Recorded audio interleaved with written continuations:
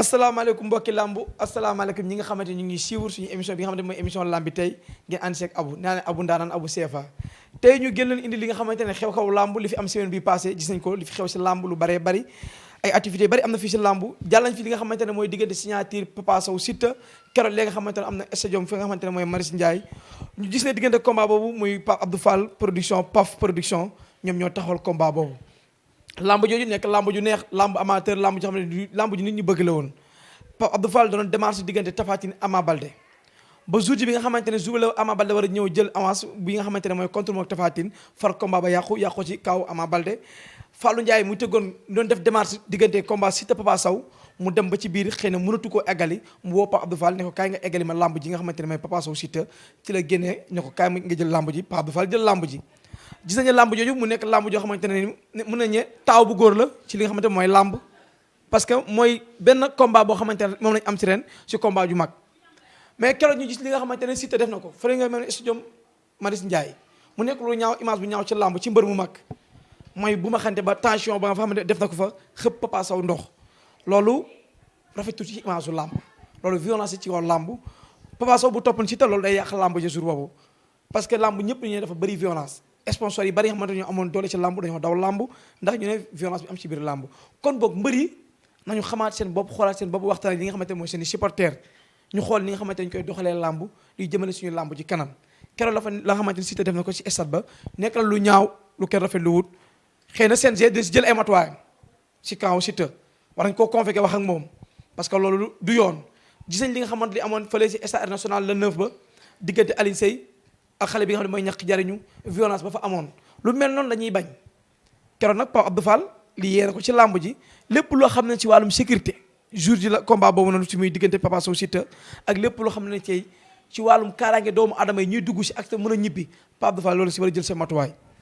ñu jaale si li nga xamante ne mooy journée Fallou Ndiaye muy journée bu neex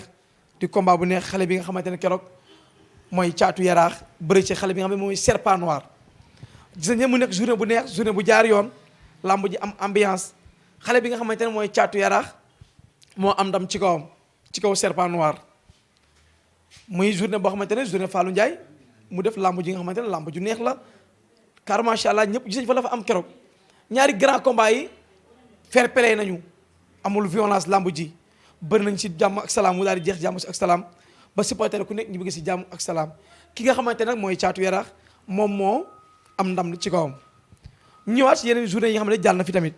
mooy diggante jalli ak xale bi nga xamante ne tey mooy jom tëri bu kayaar lamb jooju am na nag ay problème yu ci am ki nga xamante ne mooy jalli bañ na ne daanu wut jom tëri moo daan mais lu ci mënta am rek nañ def leen yoon may xale bi nga xam ne mooy jalli am na lu ko yoon may na def recours dem CNG bu fekkee moo daan jox ko victoire am ba léegi ñu ñëwaat si li nga xamante ne mooy combat yi ren ñu xool làmb combat yi mag tanoor yi ba léegi amaguñ ci beneen làmb ñu ne déedéet waaye ñu ne Ama Baldé ki nga xamante ne Ama Baldé ak Modou Lo amaguñu gëm-gëm ne combat bi taxaw na parce que lu tax amul benn yoon boo xamante ne ni CNG légalisé na làmb jooju ka ko tëgg mu ngi ci yoon mu ngi ci loxoy yoon muy Luc Nicolaï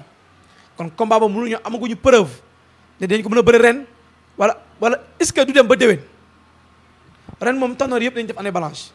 boo xoolee li ñuy des saison bi barewut parce que léegi koor gi dugg si ñu ne si yeneen ay yeneen Balla Gaye Boy Niang lamb la lamb daa xul lool lamb ju neex la lan moo tax Balla Gaye war mun a jël Boy Niang pour ñu bëre lamb am na fu muy toll ñoom tanoor yi ñooy wàññi kase yi jël xale yi si biir ñu bëre Balla Gaye boo doon fayee ko 400 millions lamb am na fu muy toll mënutuñu laa fay 400 millions mais bu jaree nga def sa cachet 60 millions nga jël 60 millions nga dimbali lamb sauver lamb nga bëre xale bi nga xamante mooy Boy Niang mën ngeen bëre ba pare passé millions yi gën a bëri waat ci làmb